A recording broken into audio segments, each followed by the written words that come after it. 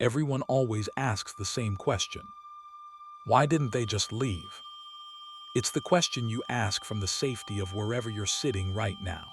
It feels like the obvious answer, the logical answer, the thing a rational person would do the moment the lights start flickering on their own, or the doors open in the night, or the children start talking to people who aren't there. Just leave. And I used to think the same thing. I used to read these accounts with a kind of comfortable distance, nodding along thinking I would have been out of there. First sign, gone. Then I started actually talking to the people who stayed. And here is what I learned. Leaving is not always a choice. Not because something supernatural prevents it, though in some of these cases, the people involved will tell you that something did. But because leaving means admitting that the world works differently than you thought. That the walls of the place you sleep, the rooms where your children grow, the kitchen where you make your morning coffee, that those walls hold something. That the air in your home is shared. Most people cannot make themselves believe that, so they stay. They explain, they rationalize, they adapt. And then the house adapts right back. Tonight I'm going to tell you about 5 families and 5 houses. None of them left when they should have. Some of them eventually left changed, marked by it, carrying the house with them long after they drove away. And some of them are still there. Right now. In those houses. With whatever shares the walls with them. The question is not why they didn't leave. The question, the one that will keep you awake tonight, is what they learned by staying. Let's begin. Open Book Chapter 1, the BLLHAVEN house. The house cost them $43,000. In 1997, in rural Vermont, that was not nothing. But it was far below what a 4-bedroom Victorian on 2 acres should have sold for. And Peter Darrow, who was an accountant by profession, and therefore deeply attuned to the specific wrongness of numbers that don't add up, asked the realtor directly why the price was so low. The realtor, a woman named Sandra Voss, who had been selling property in Harrowfield County for 20 years, and who would later tell people she deeply regretted the Darrow sale, said that the house had been on the market for an extended period due to its need for significant renovation, and its somewhat isolated location. She said this with a steadiness that Peter interpreted as professionalism, and that he would later understand was practiced suppression. He and his wife Carol walked through the house on a Sunday afternoon in March. The house was called Bellhaven, not officially, not on any deed, but the locals called it that and always had. It sat at the end of a half-mile private drive through second-growth forest, a 3-story Victorian with a wraparound porch and a carriage house, and a root cellar and more original woodwork than Peter had ever seen in a residential property. Carol, who taught middle school art and was passionate about things that had been made by hand, fell in love with it the moment she stepped through the front door. They had 2 children, Ruthie, who was 9, and Owen, who was 6. Both of them ran through the empty rooms that Sunday afternoon the way children do in large spaces, loudly, joyfully, calling out to each other, sliding in their socks on the hardwood floors. Both of them avoided the 3rd floor. Peter noticed this but did not think much of it. The stairs to the 3rd floor were steeper than the main staircase, and the 3rd floor itself was unfinished, rough plaster, a single bare bulb on a pulled chain, low dormered ceilings that made adults stoop. Not a place that invited exploration. He chalked it up to simple child logic. It was less fun up there, so they stayed downstairs. They bought the house. They moved in on a Saturday in June. The first thing that happened was so small that neither Peter nor Carol mentioned it to each other at the time, only comparing notes years later. On the first night in the house, both of them woke separately, at different moments, neither knowing the other had also woken to a sound from the floor above the bedroom. The 2nd floor, where the children slept. Not the children. The children's rooms were quiet. The sound was from the hallway, a slow, even creaking like weight on old floorboards, moving from one end of the upstairs hall to the other. Deliberate, patient, back and forth, with the metronomic consistency of something that had been doing this for a very long time. Peter lay awake for 20 minutes listening to it and eventually decided it was the house settling, new temperature patterns, old wood finding its equilibrium. He went back to sleep. Carol lay awake much longer. She told me when I spoke with her nearly 20 years later that the thing that bothered her about the sound was not its presence but its cadence. It was too even, she said. A house settling makes random sounds, random intervals. This was like a metronome. This was like someone packing, someone who knew exactly how long the hall was and was walking it end to end. She did not tell Peter this. She did not want to unsettle him in the first week of a house he was already anxious about affording. So she filed it away and went to sleep and told herself it was nothing. Within 2 weeks, both children had said something. Ruthie mentioned it first, at the breakfast table on a Tuesday morning, in the offhand way 9-year-olds mention things they've decided aren't worth being upset about.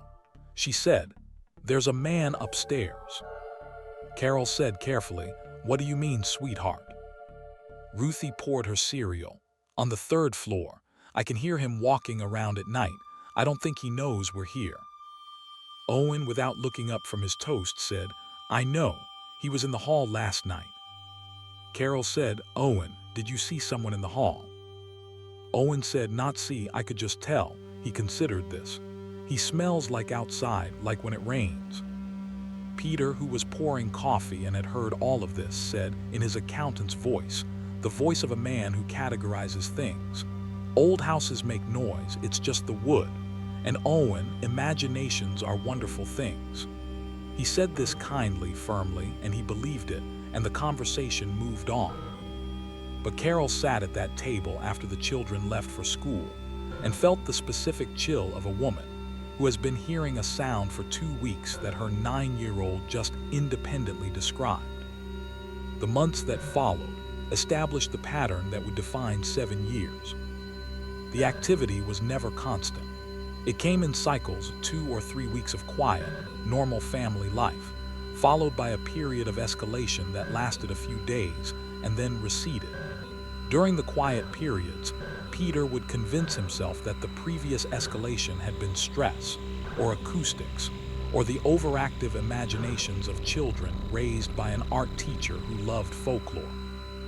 During the escalation periods, he would be confronted with things that were very difficult to explain away, and then the quiet would return before he could properly sit with what he'd experienced, and the cycle would reset. It was, Carol told me, like living with a tide.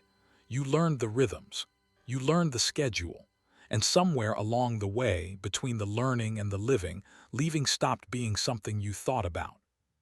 The escalations had consistent elements. The packing sound from the first night, always from the same hallway, always that same measured back and forth, was present in every escalation period. So was the smell Owen had described. A cold, earthy smell, like soil after rain or like the root cellar beneath the kitchen, that appeared without source in the upstairs hallway and dissipated after a few days. Less consistent but recurring, the feeling of being watched from the 3rd floor. Both Peter and Carol described this independently, and both used similar language, not threatening exactly, but attentive. The particular awareness of observation.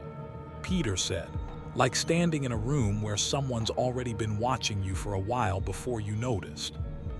Carol said, like something curious, like something that had been alone a very long time and wasn't sure what to make of us. Ruthie, over the years, developed what Carol described as the most matter-of-fact relationship with it of any of us. She was not afraid. She acknowledged the presence as she would acknowledge a neighbor she didn't particularly know politely, without excessive engagement. She told her parents when she was 12 that she'd worked out that the 3rd floor was his and the rest of the house was theirs, and as long as everyone respected that, things were fine. Owen was different. Owen, who had been 6 when they moved in, grew up in Belhaven. The house was the only home he consciously remembered, And Owen's relationship with whatever lived on the third floor was not one of distant acknowledgement. It was something closer. Something that Carol found deeply unsettling, and Peter refused to discuss. At 8 years old, Owen began leaving things at the base of the third-floor stairs. Small things: a pine cone, a smooth stone from the yard, a hand-drawn picture, half a granola bar. He did this without being asked, without explaining himself, with the easy unconsciousness of established ritual. When Carol asked him about it, he shrugged and said, "He likes things from outside. I think he misses it." Carol said, "Misses what?" Owen said, "Outside. He doesn't go outside anymore." She asked Owen how he knew that. He said, "He told me." Carol sat down. Very carefully, in the voice of a woman managing her own heart rate, she said, "Owen, does he talk to you?" Owen considered this. "Not like we're talking, more like," he frowned, searching for the word, "more like when you know what someone's feeling without them saying, like that." She called Peter at work immediately after. Peter drove home in the middle of the afternoon for the first time in their marriage. They sat at the kitchen table after the children were in bed, and they had the conversation they had been failing to have for 3 years. The one about what was in the house, about whether it was dangerous, about whether they should leave. Peter said, "We can't leave. We can't afford to leave. We're 2 years into the mortgage and we spent everything on the renovations, and the market is." Carol said, "I know." A long silence. Peter said, "Do you think it's going to hurt him?" Carol looked at her hands. "I've been watching it for 3 years. I don't think it means harm. I think it's," she stopped, started again. "I think it's been here a long time and it's used to being alone, and Owen has always been able to feel things, even as a baby. You know that." Peter said, "He's 8. He's 8 years old and he's having conversations with." "I know," Carol said again. They sat with it, the silence of the house around them. The old wood, the high ceilings, the smell of the root cellar that was always faintly present if you knew to look for it. Then Peter said, "Is he scared?" Carol said, "Owen, no." Peter said, "Is it going to make him scared?" Carol said, "I don't know." Peter said, "Then we watch. We watch and we wait, and we do not let it become something that hurts our son." They stayed. They stayed through the escalations of 1999 and 2000, which were the worst years. In the autumn of 1999, the packing on the second floor began happening during the day.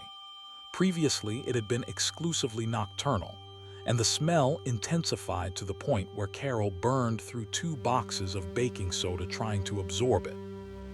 In the spring of 2000, a period of 3 weeks during which every mirror on the second floor fogged consistently, always on the upper left corner, as if something were leaning against the glass and breathing on it from the other side.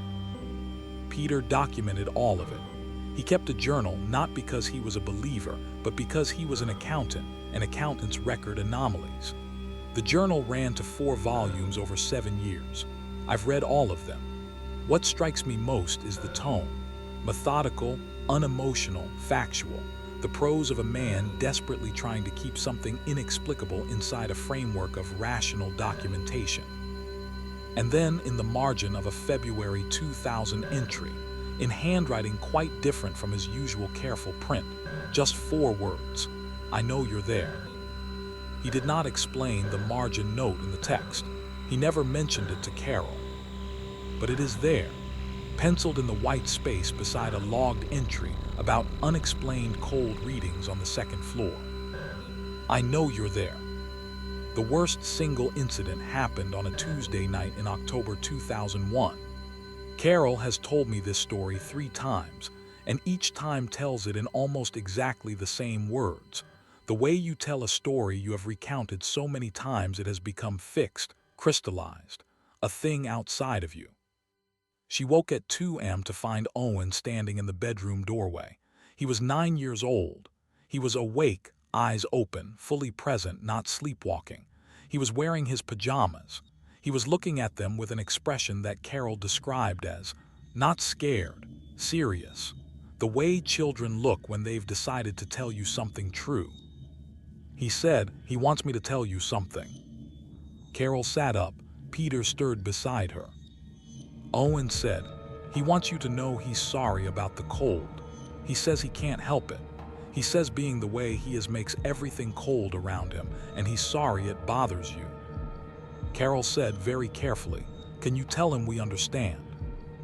Owen nodded, and then he turned and walked back to his room and got into his bed, and as far as Carol could determine, went immediately to sleep.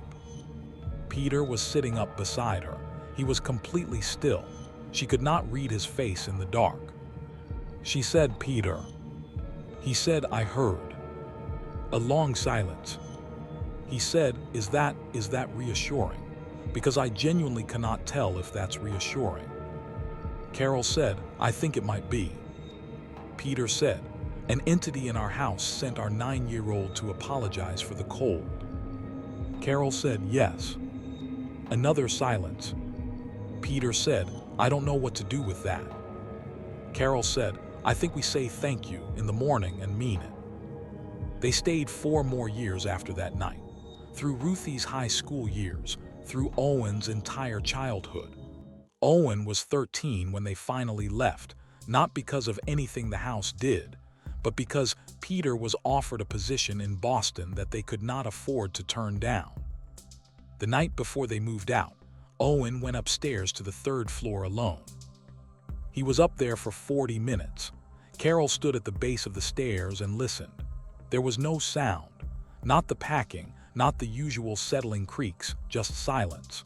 The particular silence of a conversation conducted in a register no one else in the house could hear. Owen came back down. He was quiet for the rest of the evening. In the car the next morning, pulling out of the long driveway, past the trees, toward the road and the rest of their lives, Carol looked back at the house. Every window on the 3rd floor was lit. There was no electricity running to the 3rd floor. They had never extended the wiring up there. There was a single bare bulb on a pull chain that they used when they were working up there, but it was off. She was certain of it. She had checked everything the night before. Every window lit. She faced forward and did not say anything to Peter. She told me when I interviewed her, I think it was goodbye. I don't know if I'm right, but that's what it felt like something that had been alone for a very long time and had gotten used to us and was watching us leave the way you watch anything you've gotten used to go. She paused. I still think about Owen on the 3rd floor that last night, 40 minutes. I've never asked him what happened up there. He's 26 now. He lives in Portland. He seems fine. He's never mentioned it. She stopped again. Then she said, I've never asked him because I think part of me is afraid he'll tell me. And then I'll spend the rest of my life wondering if whatever he said, whatever he promised or offered or gave in those 40 minutes, is something he still carries, something that came home with him. I reached out to Owen. He agreed to speak with me briefly. He said the Belhaven house was the only place he'd ever felt genuinely at home. He said the entity, he called it that, without affect was not malevolent. He said it was old and cold and very, very tired. I asked what happened on the 3rd floor that last night. He said, I told it goodbye, and I told it that we were grateful, and I told it that someone else would come eventually and they might be afraid of it, and I asked it to be patient with them, to give them time. He was quiet for a moment. He said it would try. The house sold 2 years later. The new family, I was able to locate them, lived there for 14 months before listing it again. I called them, the wife answered. When I mentioned Belhaven, her voice went very careful. I asked if they'd experienced anything unusual. She said, why do you ask? I told her about the Darrows, the 7 years, the 3rd floor, the packing. A long silence. Then she said, we had a boy 6 years old. He started leaving things at the top of the stairs, stones, little pieces of things from outside. Her voice was measured, controlled. We didn't know why, we didn't know where he'd learned it. They left. The house is currently listed for sale. I hope whoever buys it is patient. I hope they give it time. Open Book Chapter 2, The Calcott Roadhouse. Patricia is 51 years old, and she will be the first to tell you that she is not a woman who frightens easily. She grew up in Accra, Ghana, one of 7 children, in a household where her grandmother spoke openly about the spirit world with the same matter-of-fact fluency she used for the weather or the price of yams. Patricia had absorbed, by the time she immigrated to the United States at 23, a working relationship with the idea that the world contained more than the visible. She was not superstitious in the Western sense.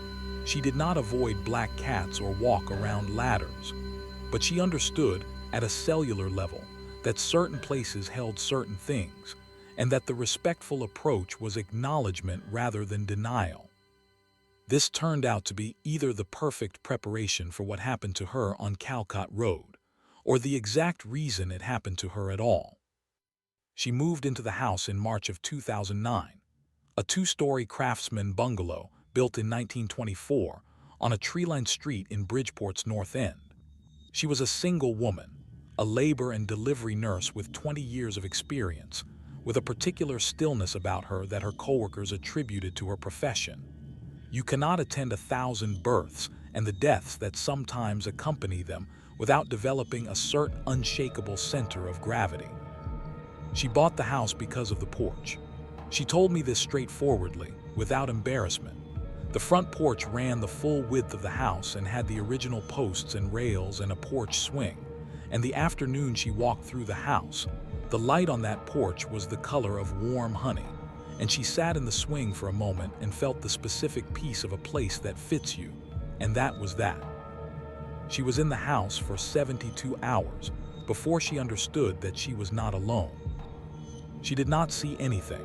She did not hear anything.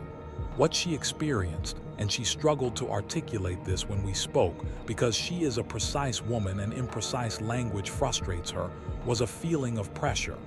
Not physical pressure, not the weight of air, but the pressure of attention, of being seen.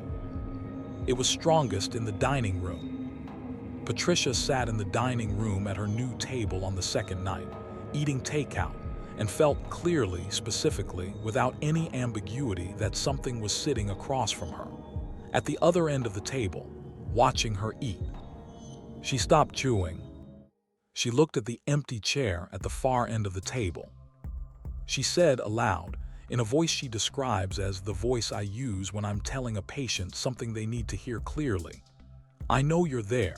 I'm not afraid of you, but I need you to understand that this is my house now, and I'll thank you to keep a respectful distance while I get settled." The pressure eased. Not entirely. It was like a person leaning back in a chair, still present, still there, but giving space. Patricia finished her dinner. Over the following weeks, she mapped what she thought of as its territory. It was strongest in the dining room and in the upstairs back bedroom, the one she was not using as her own bedroom, the smaller one she designated as a study. It was present but lighter in the kitchen and the main bedroom.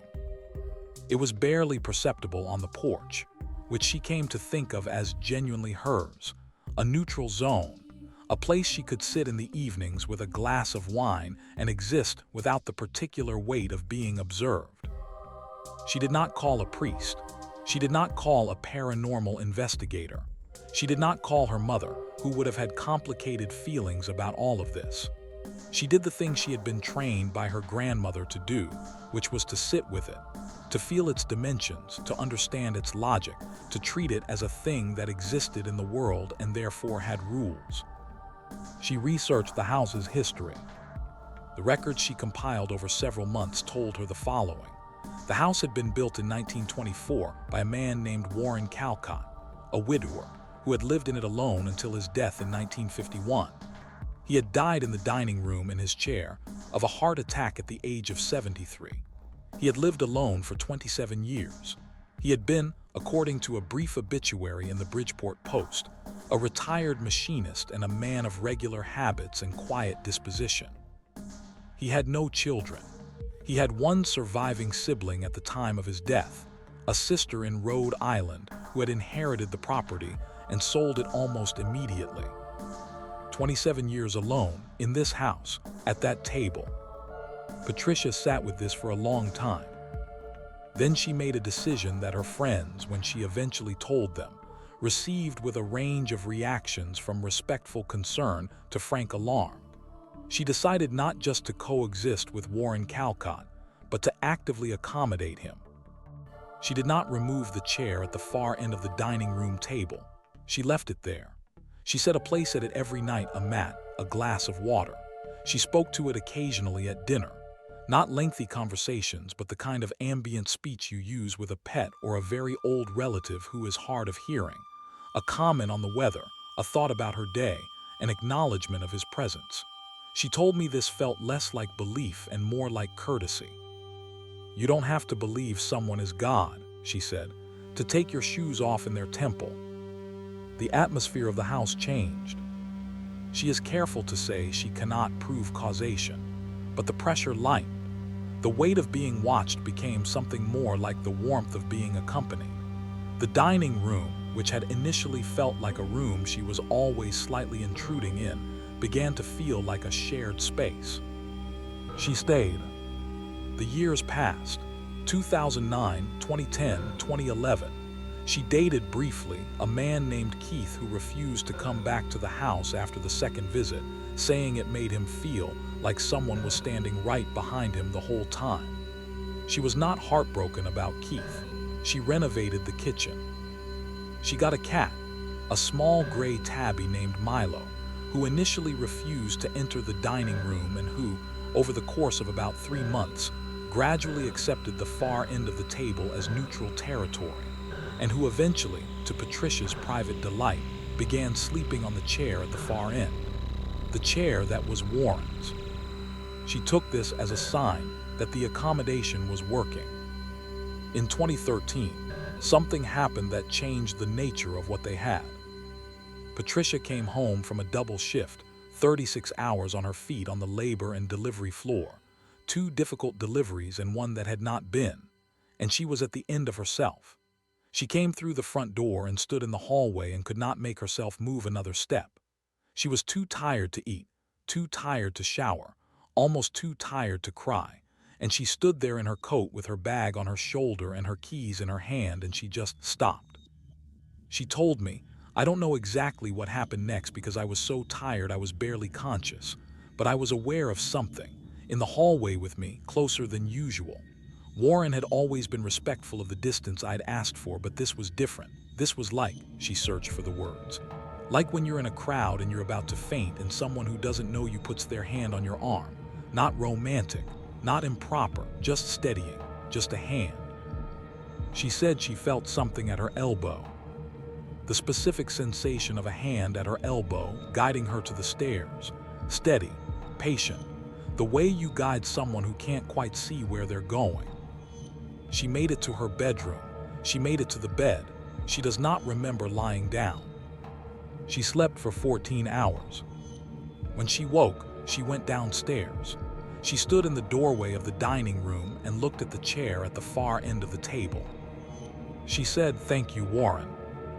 The pressure from the dining room in response, she insists on this, shifted, briefly, like a man lifting his head when his name is called. That was 12 years ago. Patricia still lives in the house on Calcott Road. She is 51. She has been in that house for 15 years. She has no plans to leave. When I asked her why, she gave me an answer I did not expect. She said, "Because it works. Because we've worked it out, Warren and I, because I live here and he lives here and neither of us is afraid of the other, and we've built something that I don't have another word for except companionship. And I know how that sounds. I know exactly how that sounds." She looked at me steadily. "But I am a woman who has spent 30 years in rooms where people are at their most terrified and their most open and their most raw. I know what it feels like to be in a room with someone who is real. This is real.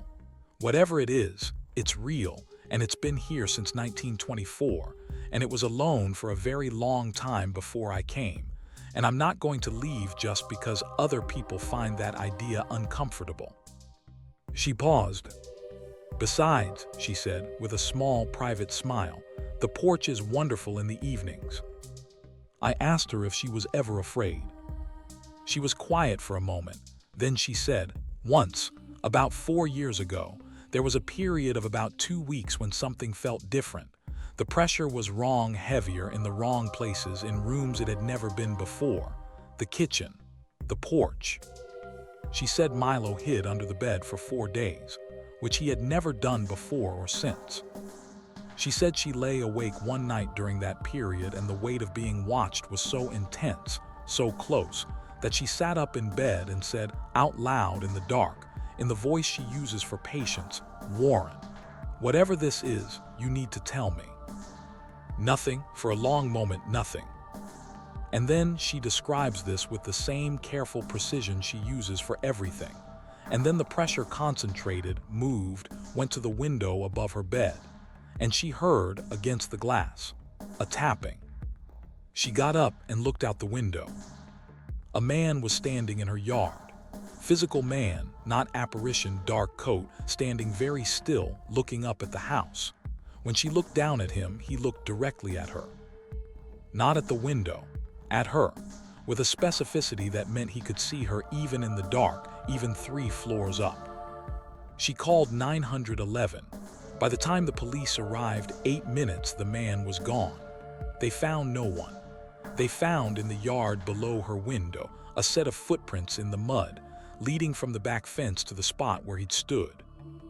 They found nothing else. The case was filed as a suspicious persons report and never resolved. Patricia told me, "I don't know what that man wanted, but I know that after that night the pressure went back to normal, back to the dining room and the study, back to where it belonged." She said this carefully. "I think Warren knew he was there before I did. I think that was Warren in the kitchen, on the porch, moving into places he didn't usually go, checking the perimeter, watching. I think he knew before I did that someone was out there who shouldn't be." She said, "I know how that sounds, but nothing has ever happened to me in that house. In 15 years, nothing has ever happened to me in that house." She met my eyes. "And I don't think that's an accident." Open Book Chapter 3, What the Walls Said. The knocking started on the 3rd night. 3 knocks, always 3, always from inside the walls. Dale and Rebecca Hensley had bought the farmhouse in rural Pike County, Arkansas in September 2003. The house was old, built in the 1880s, a 2-story frame construction with a deep front porch and a storm cellar, and a springhouse out back that hadn't functioned in 50 years. It sat on 11 acres of Ouachita Mountain foothills, the nearest neighbor a mile down the unpaved county road. Dale worked in timber. Rebecca homeschooled their 3 children, Lena, 12, Marcus, 9, and baby Claire, who had just turned 2. They were, by any external measure, a family in pursuit of simplicity. They had left a suburb of Little Rock specifically to get away from noise, proximity, the grinding texture of modern density. They wanted land and quiet, and the particular sanity that comes from being able to see the sky. They got all of that and something else. The knocking was never threatening. That was the thing they both emphasized separately when I spoke with them, Dale in a phone interview 8 years after they finally left, Rebecca in a series of emails she wrote over the course of a week, in the methodical way of a woman who needed to choose every word carefully. The knocking was not threatening. It was not random. It had a quality of intentionality, of communication, that they recognized but couldn't parse. Like hearing a language you've never studied and sensing, despite the incomprehension, that it is organized, that it means something. 3 knocks, always 3, from the interior of the south-facing wall of the main downstairs room. Dale knocked back the first night. 3 knocks on the wall with his knuckle, half joking, half he didn't know what. Responding, he said, just responding. The wall knocked back 3 times. He knocked again 3 times.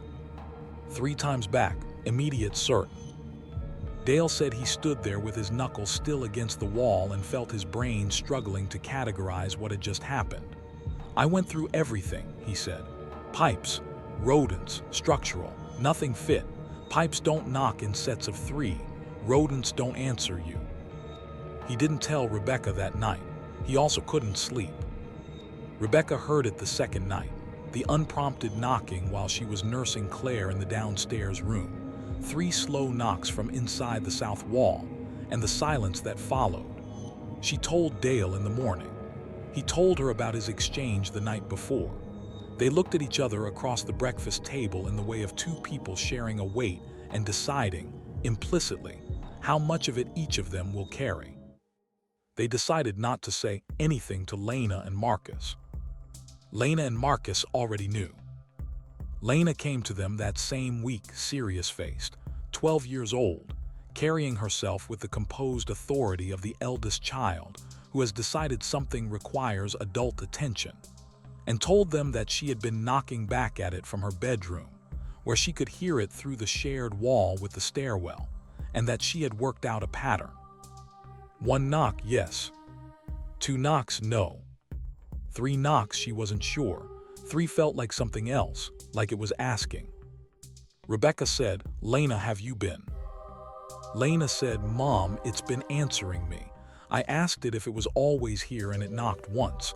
I asked it if it wanted us to leave and it knocked twice." She looked at her mother steadily. "It doesn't want us to leave. I asked twice." Dale said, "Lena, you should have come to us first." Lena said, "I know, but I was checking if it was real first." They did not call a priest. They were not deeply religious people, church-going at Christmas and Easter, believers in a general and undemanding way, not people with strong doctrinal frameworks for what to do when the walls of your farmhouse start holding conversations with your 12-year-old. They did the thing that people in genuinely strange situations sometimes do. They adapted. They established ground rules. The children could respond to the knocking, but were not to initiate contact without a parent present, and under no circumstances was anyone to go looking for the source in the walls. They bought the oldest local history of Pike County they could find, a self-published volume from 1947 they located at the county library, and began reading about the land their house sat on. What they found was not immediately illuminating, but built, over months, into something coherent. The land had been homesteaded in 1879 by a family named Prewitt, James Prewitt, his wife Evangeline, and their 5 children. They had farmed it, barely successfully, until 1903, when a fire in the main house had killed 3 of the children while James was in the fields. Evangeline had survived. The 3 surviving children had survived. James had survived. What did not survive was the family's ability to remain together in the aftermath. Within 18 months of the fire, James had sold the land and moved to Texarkana. He and Evangeline separated. The surviving children scattered. The land passed through a series of owners who never stayed long. The 1947 local history, written by a retired schoolteacher who had grown up in Pike County and took an obvious relish in local peculiarity, contained a paragraph about the Prewitt farm that Dale read and reread until he had it memorized. It said, "The Prewitt place has a reputation among the old families of the county that resists easy description. Residents of the area speak, when pressed, of sounds in the walls of the old farmhouse that present owners have reported as recently as 20 years past. The nature of these sounds, and the interpretation placed upon them by those who have heard them, varies according to the disposition of the hearer. Some have found them disturbing and departed. Others, a very few, have reported a sense of communication. One former resident, a Mrs. Clara Webb who occupied the farm in the 1920s, declined to specify what she believed the sounds communicated, but stated that she had stayed in the farm for 6 years and never felt safer anywhere in my life." Dale showed this to Rebecca. She read it twice and handed it back. She said, "A woman felt safe there for 6 years." He said, "Yeah, She said, "The Pruitts lost 3 children in that house." He said, "Yeah." They sat with that. Then Rebecca said, "If it were me, if I died in a house with my children, I wouldn't leave either." The years that followed were not easy, but they were not the years of terror that outsiders might expect. They were the years of a family learning to share a house with something that expressed itself in knocking, and that had, apparently, been waiting in the walls of that farmhouse for a very long time to be heard. The vocabulary expanded. Beyond yes and no and the indeterminate 3, they developed through patient iteration, through Lena's meticulous trial and error, through Marcus's habit of asking questions in the long, rambling way of 9-year-old boys, a more nuanced code. 4 knocks meant something like urgency. A rapid series meant distress. A single very loud knock, delivered once and never repeated, which happened twice in 8 years, was, they collectively agreed, something like a warning. The first time the single loud knock came, it was the night before Marcus fell through the rotted boards of the springhouse floor. He was unhurt, because the drop was only 4 feet, but the springhouse had been a forbidden area and he had snuck out to it at dusk. And if the knock had not woken Dale from a dead sleep at 9 p.m. and sent him outside with a flashlight, Marcus would have spent the night in a 4-foot pit in a building no one used, in rural Arkansas, alone. The second loud knock came 3 years later. Dale was about to sign a lumber contract that, as he discovered during the 48 hours following the knock, during which he delayed the signing and reread the small print, contained a clause that would have subjected him to personal liability exceeding his assets. He did not, after that, find it difficult to believe. But staying was not without cost.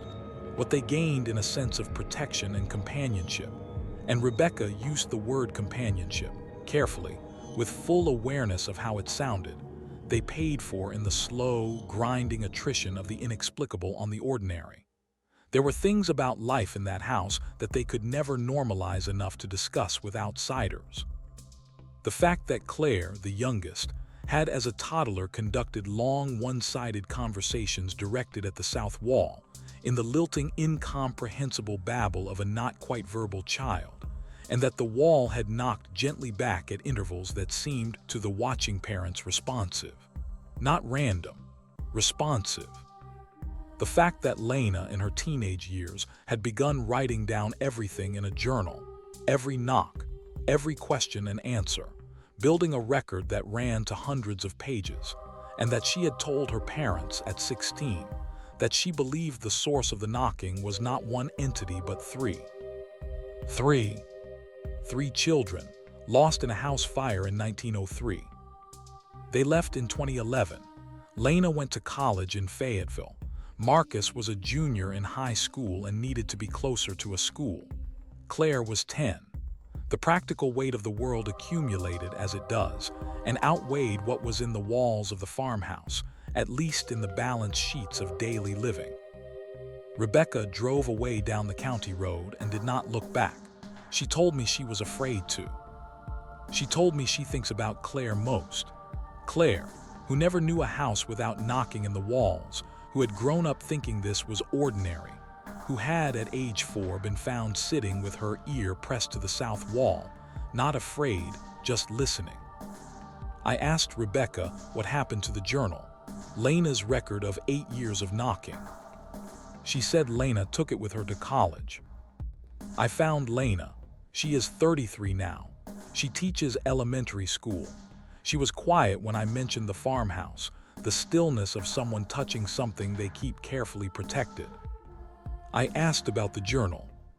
She said she still had it, all of it. I asked if she'd ever shared it. She said, with who? Who would I share it with? A long silence. Then she said, I go back sometimes to the county. I drive past the road, I don't go in. I don't know who lives there now or if anyone does. She paused. But every time I drive past the road, I roll the window down, and I knock on the door frame of the car 3 times. She stopped. And sometimes, she said, on the way back when I pass the road again, her voice was very controlled. I hear it back. 3 knocks. From nowhere. From inside the car. Open Book Chapter 4. The House That Hated Leaving. This is the house that does not want you to go. Not in the warm, mournful sense of Belhaven. Not in the protective sense of Calcott Road. Not in the communicative sense of the Pike County farmhouse. This house, a mid-19th century Creole cottage in New Orleans' Treme neighborhood, wanted to keep its occupants with a quality that Simon Vance, who is the kind of man who chooses his words for maximum accuracy, called possessive. He and his wife Delphine Broussard moved in during the summer of 2015. They were in their early 30s, childless by choice, both academics. Simon taught architectural history at Tulane. Delphine was a folklorist specializing in Louisiana Creole spiritual traditions. They were, on paper, almost comically well suited to the specific experience they were about to have. They knew the history. They understood the context. They had professional frameworks for everything the house was going to do to them. It didn't help. The house was on St. Claude Avenue, a narrow, deep-set cottage with the high ceilings and French doors and courtyard garden typical of the Treme style, built around 1855, immaculately maintained, available below market rate, because the previous tenants had broken their lease after 8 months and the owner, a New Orleans institution named Bertrand Chevalier, who had inherited the property from his mother, and who bore the weight of what he knew about it with the resignation of someone who has long since run out of alternatives, was willing to negotiate. Bertrand told them at the lease signing, in a flat and businesslike tone that suggested this was a disclosure he had refined through repetition, that the house had particular characteristics that some tenants found difficult to accommodate. He told them this like he was disclosing a plumbing issue. He told them that the most important characteristic was this: do not try to move anything out of the house without completing the move in a single trip. Do not pack things and leave them on the porch. Do not put boxes in your car and come back for more. Whatever you intend to take it all at once or wait. Simon asked why. Bertrand said, because the house does not like things being taken out piece by piece. It gets unsettled.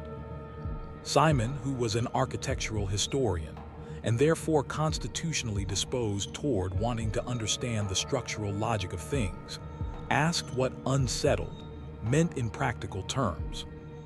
Bertrand said, noise, cold, things moved back to where they were, and sometimes, he started again. Sometimes it becomes difficult to leave, physically difficult. Not you won't be trapped, there's nothing like that. But you'll find reasons to stay, reasons that seem urgent, reasons that seem real. And you'll stay and stay and stay, and one day you'll realize you haven't left the house in 4 days and you can't remember why. He slid the lease across the table. They signed it. For the first 3 months, nothing happened. The house was beautiful in a way that New Orleans houses are beautiful, exuberantly, decadently, with a slightly unhinged commitment to ornament and atmosphere that feels like the city itself is a theatrical production that has been running continuously for 300 years. The courtyard garden was extraordinary, a tangle of banana plants and jasmine, and a fig tree that was probably 100 years old, with roots that had broken through the courtyard flagstones and grown into the patterns of something deliberate, something almost like script. Simon worked at the university. Delphine worked from home, conducting research and writing. They had dinner parties. They had friends visit. The house was social and light and full of conversation and the particular pleasures of people who love where they live. Then, in November, Delphine announced at breakfast that she had decided not to attend the academic conference in Atlanta that she had been scheduled for and looking forward to for months. Simon looked up from his coffee. She said she just decided it wasn't worth the trip, that she had too much work to do, that the timing was wrong. He said, Del, you've been looking forward to this for 6 months. She said, I know, but I think I'll stay home. I think it makes more sense to stay. He watched her eat her toast. Her face was calm, unconcerned. The face of a woman who had simply made a reasonable, practical decision. He thought about what Bertrand had told them. He said, "Delphine, do you really not want to go to Atlanta? Or does it just feel like you don't want to go?" She looked at him, a long pause. She said quietly, "I don't know how to tell the difference." The fog, she used that word, and so did Simon when he described it to me separately, was the house's primary method of operation. Not violence, not shock, not dramatic manifestation. A fog.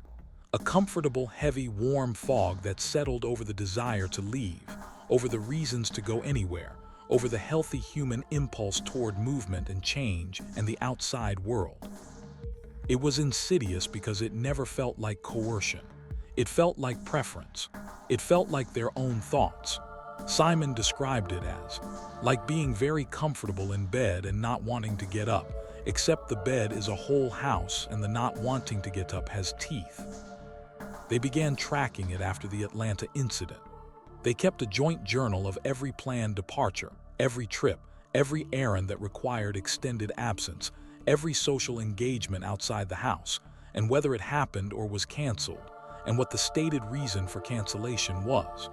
Over the following 18 months, the pattern was unmistakable. 41 planned departures of more than 4 hours, 17 completed as planned. 24 canceled, for reasons that were individually reasonable. Sudden illness, forgotten obligation, urgent work. A general and compelling sense that this was not a good time, but that collectively formed an architecture of confinement too deliberate to be coincidence. Their social life contracted. Their friends began coming to them rather than the other way around, and then began coming less often. And then, as the months accumulated, began making excuses of their own, with the particular awkwardness of people who find a friend's home slightly wrong in a way they cannot name. One close friend of Delphine's told her, after a dinner party in early 2017, that there was something about the house that made her feel like a visitor in someone else's conversation. She did not come back. Delphine recorded that. She recorded everything. She was a folklorist. Documentation was her instinct. And she was, beneath the fog, clear-eyed enough to see what was happening. She could see it. She simply could not make herself respond to it the way she would have advised any research subject to respond. She could see the trap, and she could not make herself leave it because the trap felt like home. Simon managed better, partly because he had a structured reason to leave the house daily, his classes, his office hours, the university's physical gravity pulling at him. But he told me that the drives home in the evenings began to take on a quality he recognized as eagerness that was not entirely his own. Like being pulled, he said. Like something in that house had a string tied to me and was reeling it in. He began staying later at the university, an hour, then 2, doing work he could have done at home, sitting in his office after everyone else had gone in the particular piece of institutional emptiness and feeling something that shamed him, relief. Relief to be away from home. The event that broke the pattern happened in the spring of 2019. Delphine's sister, her younger sister Margox, who lived in Baton Rouge, had a baby, their first niece.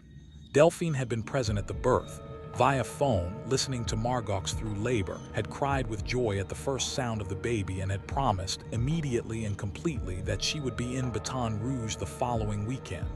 A solid promise, unambiguous, written in the specific ink of sisterhood. The weekend came. Friday morning, Delphine had her bag packed and her keys in her hand. She stood in the front hallway for 40 minutes. Simon found her there. She was just standing, bag on her shoulder, keys in her hand, coat on.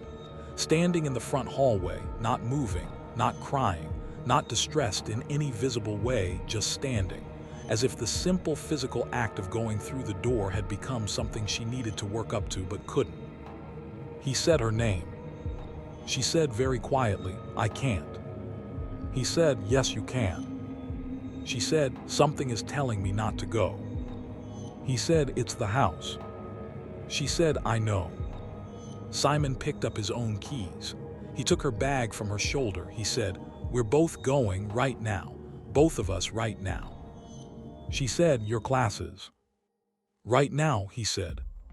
He opened the front door. He took her hand. He pulled gently but without stopping. She told me, it was like pulling against a current, not a violent current, just a very strong, very steady pull, like something enormous and patient that had been holding on for 4 years and was not going to let go without being made to. She crossed the threshold. They drove to Baton Rouge. They held the baby. They stayed for a week. And in Baton Rouge, away from the house, Delphine spent 3 days calling every contact she had in Louisiana folklore, every academic who specialized in place-based hauntings, every researcher who had ever written about the specific phenomenon she had been living inside for 4 years. She found the pattern, multiple instances documented, going back decades. The Treme cottage and its previous occupants, a consistent history of people who had trouble leaving, of social circles that contracted, of people who spoke of the house in the possessive tense of something beloved rather than something feared. She found an account from the 1930s, written by a WPA folklorist, of a family that had lived in the cottage for 11 years without a member of the family spending a single night outside the house after the first year. When the family finally left under pressure, under duress, the father had to be physically accompanied to the door by his wife and adult son. He had wept. He had said he was leaving something that needed him. Delphine read that and called Simon from a Baton Rouge coffee shop and read it to him over the phone. He said, "We're not going back." She said, "Our things are there." He said, "Our things." She said, "I know, but there are things." A long pause. He said, "Bert warned us." She said, "I know." They broke the lease by mail. They hired a moving company and instructed them to remove everything in a single load, one truck, one trip, no return visits. The moving company arrived on a Monday and completed the job in 4 hours. The foreman called Simon at 11 p.m. that evening to report that 2 of his crew had refused to re-enter after the first load, citing a feeling of being grabbed at around the ankles. The foreman, a practical man who had moved hundreds of houses and who sounded, on the phone, profoundly done with his day, said he'd finished the job with 2 men and it had taken longer than expected. He said at the end of the call, unprompted, "You lived there 4 years." Simon said yes. A pause. "Son," the foreman said, "I was in there 4 hours. That's enough for me." Simon and Delphine live in Austin now. They have a daughter born in 2021. They are, by their account, healthy and happy. Delphine has published 2 academic papers on the Treme cottage. Neither mentions that the accounts she analyzed were her own. I asked her in closing what she thought the house was, what it wanted. She is a folklorist. She thinks carefully before she speaks. She said, "I think it was a house that had been loved by people, many people over many years. And I think love accumulates in buildings the way grief does. They absorb it, they hold it, they begin to want more of it. Not malevolently, but the way any living thing wants what has sustained it." She paused. "The tragedy of that house," she said, "is that the thing it was full of, that warmth, that accumulated love, was also its mechanism. It used the best thing about itself to trap people inside it. It used comfort as a cage."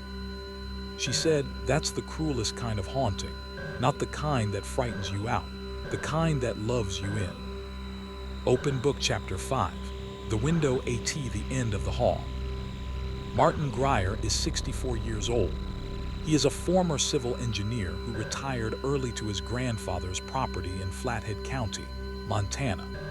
120 acres of mixed forest and mountain meadow at the end of a 12-mile unpaved road, with a house at its center that Martin's grandfather built himself in the late 1950s. He went there to be alone. He was clear about that. He had been through a divorce, a health scare, the kind of mid-60s inventory taking that sometimes produces radical simplification. and what he wanted was solitude and silence, and the Flathead River running through the back of his property, and the specific peace of having nowhere to be. He got all of that. He also got the window. The window in question is at the end of the upstairs hall. It is an ordinary window, double-hung, wood-framed, original to the house's construction, looking out over the north meadow and the tree line beyond it, and on clear days, the peaks of the Swan range in the distance. It is, in every measurable physical sense, an ordinary window. Martin first noticed something wrong with it in the autumn of his first year, 2013. He was walking past it at dusk, heading to the bathroom at the end of the hall, and he glanced at it as he passed, the automatic glance you give a window at the end of a hall, and what he saw through the glass stopped him. Snow. Heavy snow, thick and falling, the specific whiteout of a serious mountain storm. He looked, he was confused. He turned to the window at the other end of the hall, which faced south, which showed him the south meadow and the driveway, and through that window he could see the ordinary October dusk. Clear, cold but clear, the usual early dark of a Montana October. He went back to the north window. Snow still falling, thick, the meadow below buried under what looked like at least 2 feet. He looked out for several minutes. Then he went downstairs, put on his coat, and went outside. Clear, cold, no snow, the meadow as he'd left it that afternoon. He went back inside. He went upstairs. He looked through the north window. The snow was gone. The north meadow stretched away as it should, in the last blue light of the October evening. He stood at that window for a long time. He had the specific stillness of a man who has spent 40 years in engineering, in the precise, accountable world of load calculations and site surveys, and the ruthless logic of structures that either hold or don't, staring at something his professional vocabulary had no category for. He went to bed. He slept fine. He is, as I've mentioned, not a man easily frightened. He told no one. 6 weeks later, in late November, a storm arrived, one of the worst in a decade, according to the National Weather Service reporting Martin pulled from his records to show me. 30 inches of snow in 36 hours, winds that took out power lines across 3 counties. The county road impassable for 11 days. Martin was prepared for it. He had generator fuel and food and firewood, but barely. He spent those 11 days in a kind of benign isolation that he describes as the most peaceful time of his first Montana year. He thought about the window constantly during those 11 days. He had seen the storm. 6 weeks before it arrived, he had looked through that window and seen 2 feet of snow on the north meadow, and there had been, at that moment, no snow anywhere. He began paying attention. What followed over the next 2 years was a documented record. Martin kept meticulous notes.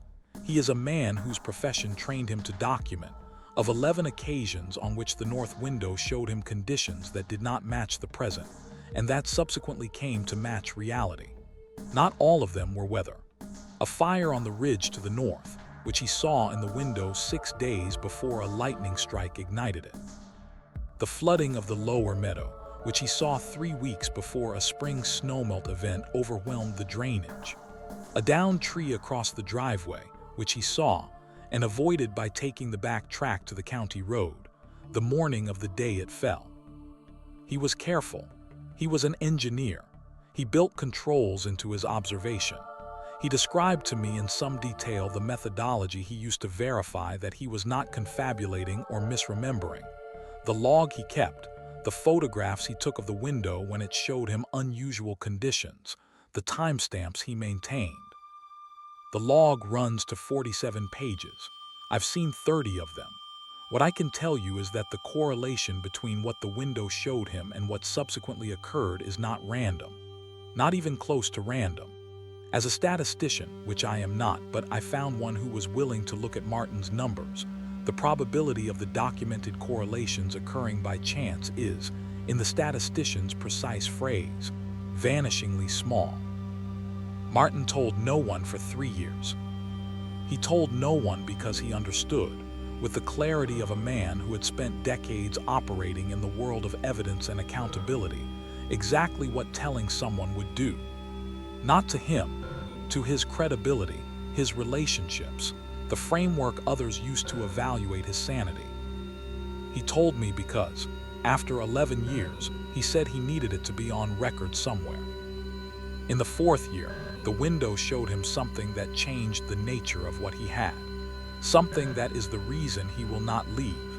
Something he has told no one else in the world. He will not tell me what it was in specific terms. He has been clear about this. It is personal. It involves people he loves, and the specificity of it would identify those people in ways he considers a violation of their privacy. But he told me this.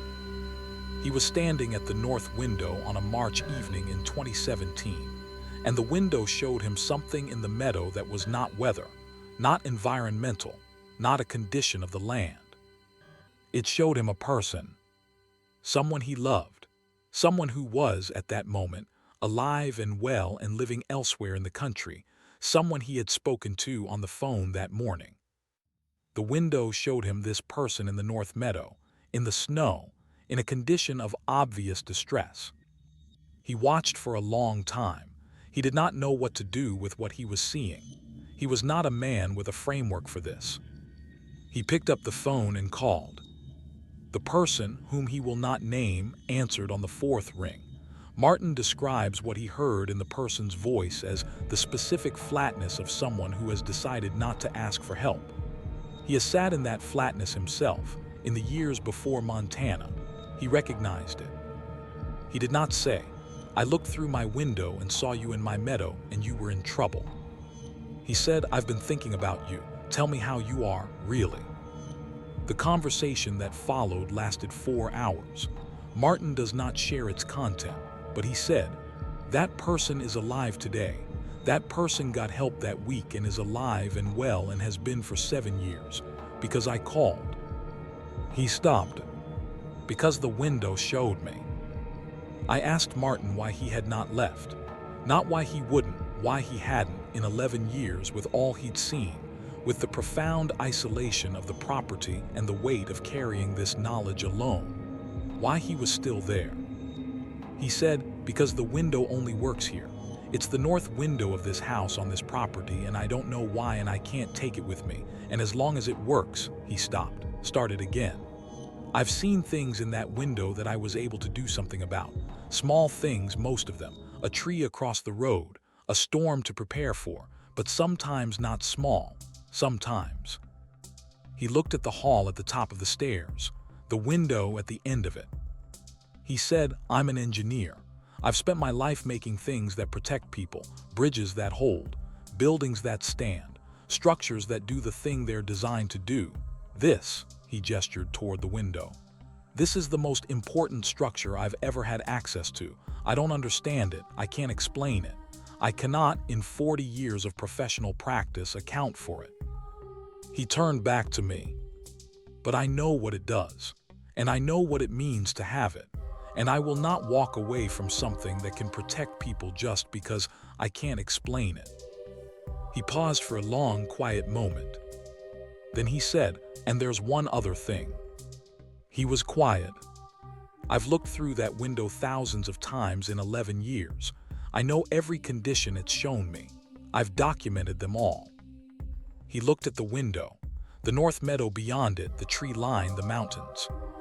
He said, 2 months ago, it showed me something I haven't seen before, hadn't seen in 11 years of watching." I said, "What did it show you?"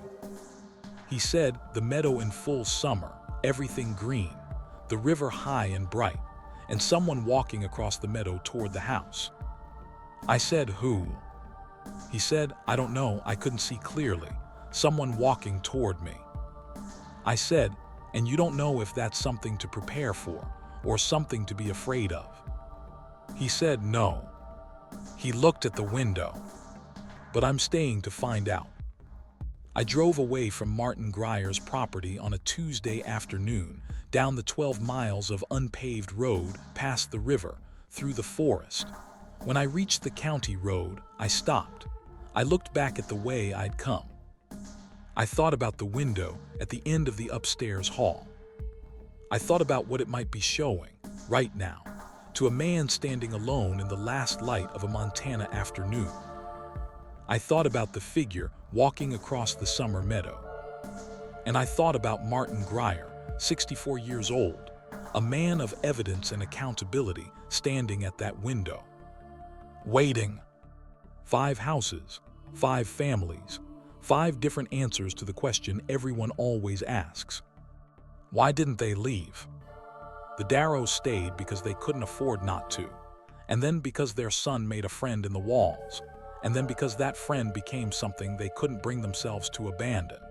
Patricia stayed because she recognized a presence that needed acknowledging and built something with it that she would not trade for an easier life. The Hensleys stayed because 3 children in the walls had been waiting for someone to listen, and listening felt more important than leaving.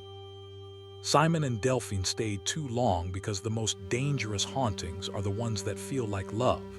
And Martin stays because a window at the end of a hall has, 11 years running, protected people he cares about. And you do not walk away from something like that just because it frightens you. Here is what I've come to believe, after years of collecting these accounts. The houses we live in hold us. They hold the shape of our days, the sound of our voices, the pattern of our footsteps. They hold the grief and the laughter and the long, ordinary evenings that make up a life. And sometimes, not always, not even often, but sometimes, that holding goes both ways. Sometimes the house holds us back. If you've had an experience like the ones in tonight's compilation, if there's something in your walls, your halls, your windows, you know where to find me. And if you're watching this in a house you've been meaning to leave for a while, a house that always has one more reason to keep you, one more warm evening that makes going seem unnecessary, maybe ask yourself tonight, is that you deciding to stay? Or is it the house